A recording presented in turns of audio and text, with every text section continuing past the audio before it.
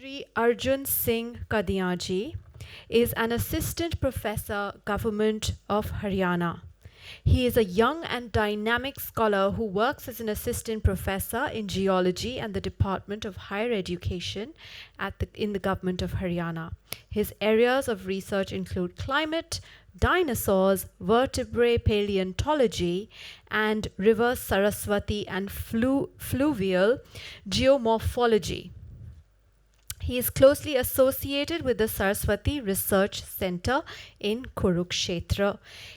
Subjects like history, contemporary politics, and climate are his areas of passion, interest, and expertise. Arjunji, please share with us your thoughts about the Saraswati River civilization and the other imprints at that time. Please, you have 7 minutes. Thank you very much, and thank you very much for this encouraging introduction.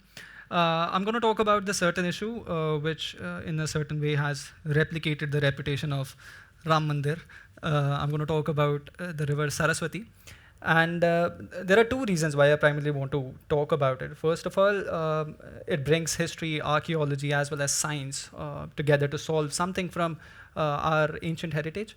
The second reason being is, although the Saraswati River used to flow only a couple of 100 kilometers from here in Delhi, it's infinite far from our consciousness. It's not strange to find people talking about the river Saraswati as if it was a BJP dream or it was an RSS fantasy. It's not. It's very much our heritage. It's our fact. There are proofs throughout. We talk about, if we want to talk about from Vedic literature, we have proofs from surveyors, British surveyors and archaeologists, and of course science gives us all the facts.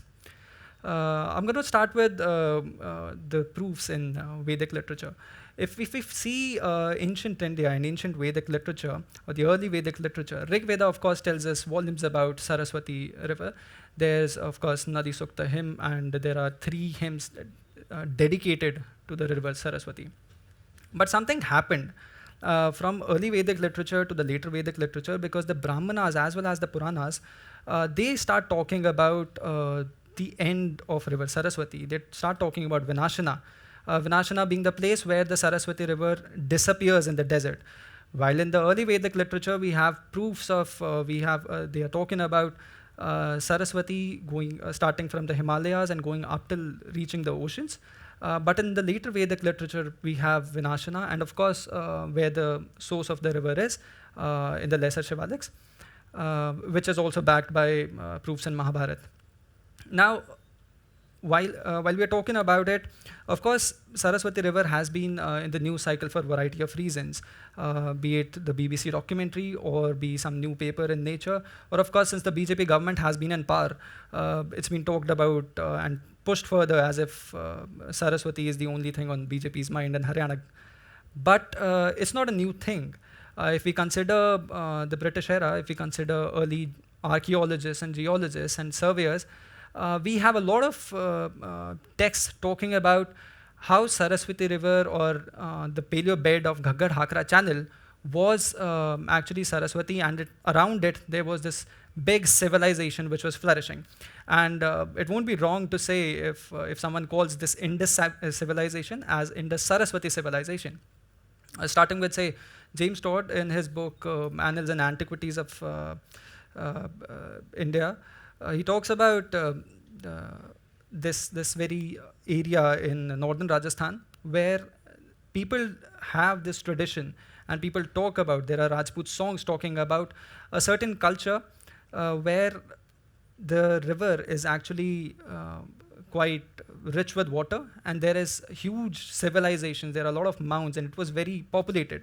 However, in the later years, of course, as we know, this entire Ghaggar Hakra channel became less, it went out of water, and of course got extinct for certain reasons. Now, when people talk about Saraswati River, of course a term comes around Ghaggar Hakra channel.